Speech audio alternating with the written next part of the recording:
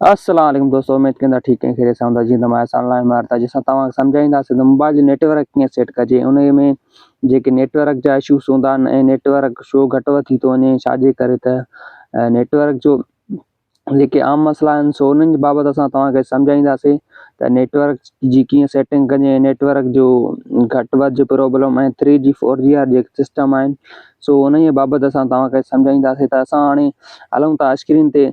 सो सभ खां पहिरियों तव्हांखे जेको आहे सेटिंग ऐप खे ओपन करिणो आहे।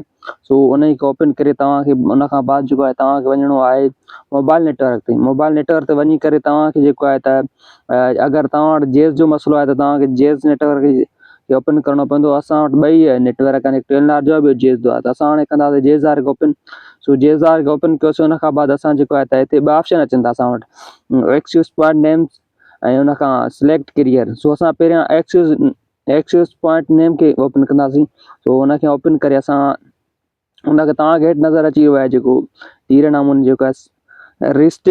सो असां इन खे हणंदासीं। सो असांजी लोकेशन जे हिसाब सां जेको आहे त टावर कॉन्टेक्ट थी वेंदो असां सां गॾु, असां सां मोबाइल जी। सो असां हिन खे रिस्ट कयोसीं। सो हिन खे रिस्ट करे असां हाणे जेको आहे वेंदासीं वापसि। सो वियासीं वापसि। हाणे असां वटि हिकु ॿियो ऑप्शन अचे थो जंहिंजो सिलेक्ट कैरियर आहे। सो इन खे असां ओपन कंदासीं। सो इन खे ओपन कयोसीं त हाणे कुझु टाइम ऐं कुझु वक़्त खां पोइ असां वटि जेको आहे ॿ टे ऑप्शन शो थी वेंदा, हिकु 4G जो ऐं 3G जो जेको आहे त उन हिसाब सां त असां झटि इंतज़ारु कंदासीं। उन बाद खां पोइ तव्हांखे सम्झाईंदा। सो असां वटि जेको आहे त हाणे पहिरियां खां 4G जेको आहे सिलेक्ट आहे। अगरि तव्हां 2G या 3G हुजे तव्हां 4G सिलेक्ट करे सघो था ऐं तव्हांखे जेको ऑटो सिलेक्ट नेटवर्क आहे इन खे बि सघो था। सो असां इन खे हणंदासीं। इन खे हणी करे असां जेको आहे त हाणे असांजी जेका आहे त मुकमल सेटिंग थी वई आहे। सो असां इन खां बाद बि अगरि तव्हांजी सेटिंग जेको आहे त इशूस अचे त सो हिकु ॿियो बि आहे जेको तव्हांखे ट्रिक्स सो असां ॿुधाए रहिया आहियूं।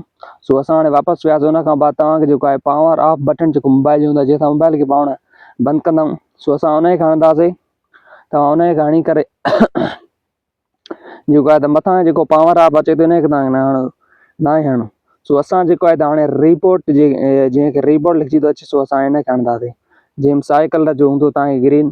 सो असां इन खे हणंदासीं। इन खां बाद जेको आहे असांजी मोबाइल रिस्टोर साइज सेटिंग जेको बि हूंदो मसइलो मोबाइल में सो ओके थी वेंदो।